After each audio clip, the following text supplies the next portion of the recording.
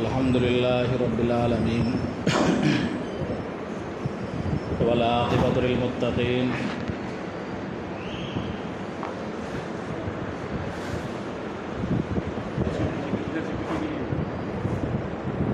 والصلاة والسلام على سيد المرسلين أما بعد قال الله تبارك وتعالى في كلامه المجيد اعوذ باللہ من الشیطان الرجیم بسم اللہ الرحمن الرحیم ان عدۃ الشہور عند اللہ 12 شہرا فی کتاب اللہ منها 4 حرم ذلك الدین القیم وقال تعالی فی موضع آخر یا ایھا النبی اذا طلقتم النساء فطلقوهن لعدتهن واحصوا العدۃ واتقوا اللہ ربکم صدق اللہ العظیم۔ محترم بزرگوں، عزیز ساتھیوں، 2-3 ہفتے سے آپ حضرات کے سامنے بات آ رہی ہے کہ یونیفارم سول کوڈ کے جو مضمرات ہوں گے، جو نقصانات ہوں گے، وہ ہمارے کن کن آئلی مسائل پر اس کی زد پڑے گی، اس کے اثرات پڑیں گے۔ اس تعلق سے پہلا ذکر نکاح کا آیا، تفصیل سے بات ہوئی، مختلف مذاہب کی روشنی میں بتایا گیا کہ ہمارے مذہب میں نکاح کا طریقہ کیا ہے۔ اسی طرح بتلایا گیا کہ طلاق پر بھی زد پڑے گی، اور گزشتہ ہفتے آپ حضرات کے سامنے طلاق کے تعلق سے تفصیل سے بات آئی کہ ہمارے یہاں طلاق فیشن نہیں ہے، بلکہ ہمارے مذہب میں طلاق انتہائی مجبوری کی ضرورت ہے کہ جب انتہائی مجبور ہو جائے جوڑا، نباہ کی کوئی شکل نہ نکل سکے،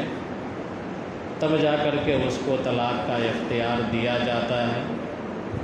اس میں بھی طلاق کے اقسام بتائے گئے، طلاق احسن، طلاق حسن، طلاق بدعت، یہ بتلایا گیا۔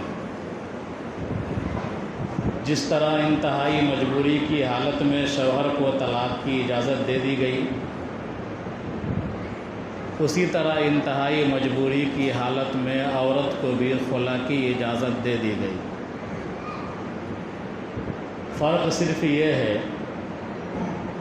کہ مرد طلاق کو خود ہی نافذ کر سکتا ہے، بول سکتا ہے،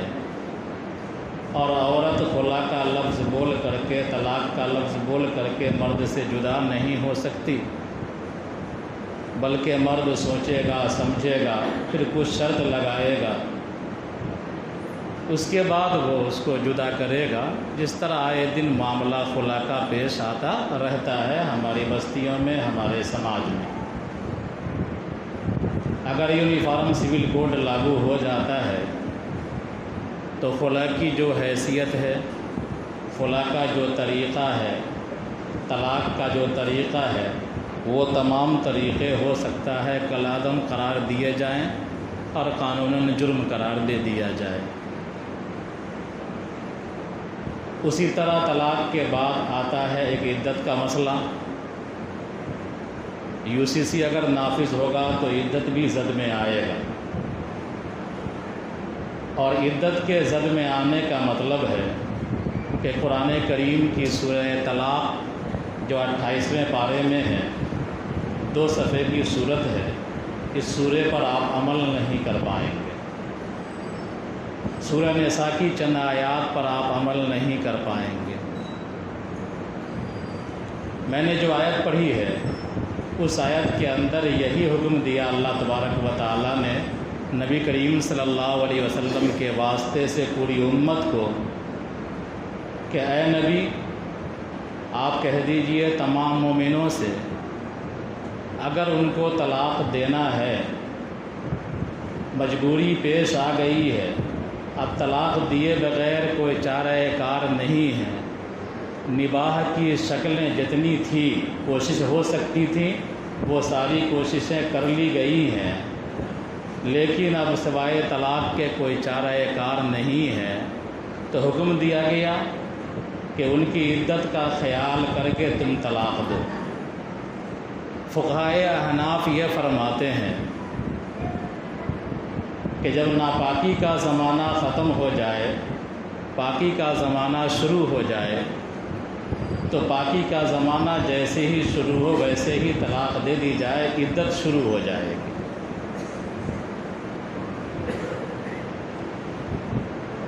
جو عورت حمل سے ہے اس کی عدت وضع حمل ہوتی ہے، یعنی جب تک پیدائش نہ ہو، بچے کی ولادت نہ ہو، تب تک وہ کسی دوسری جگہ نکاح نہیں کر سکتی۔ عدت کا مطلب ہوتا ہے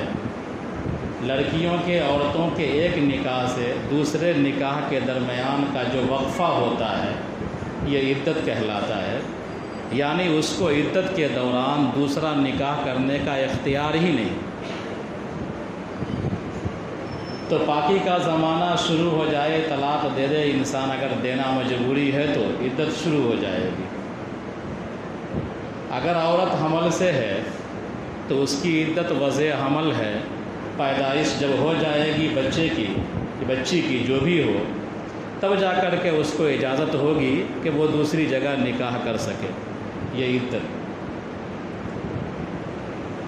جو عورت حمل سے نہیں ہے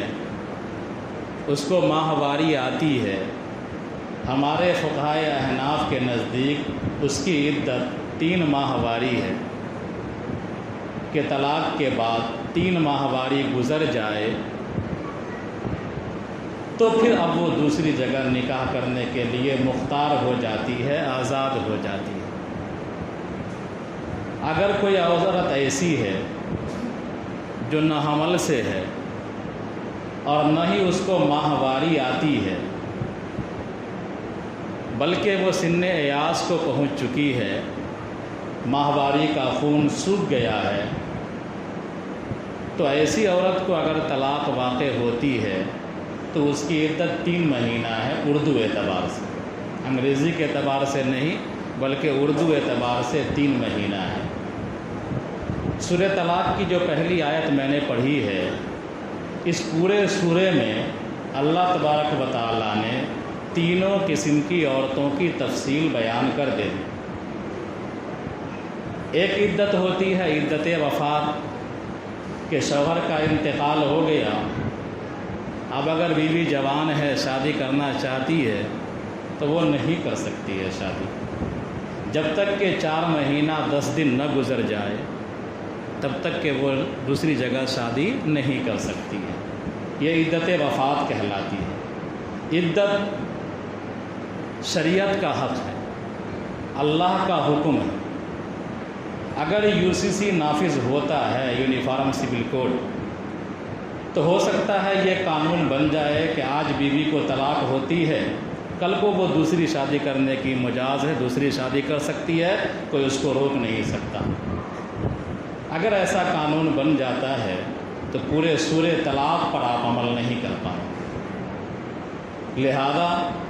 UCC کی مخالفت ضروری ہے یا نہیں آپ دھیرے دھیرے سمجھتے رہیے، انشاءاللہ بقیہ باتیں آگے آئیں گی اگلے ہفتے۔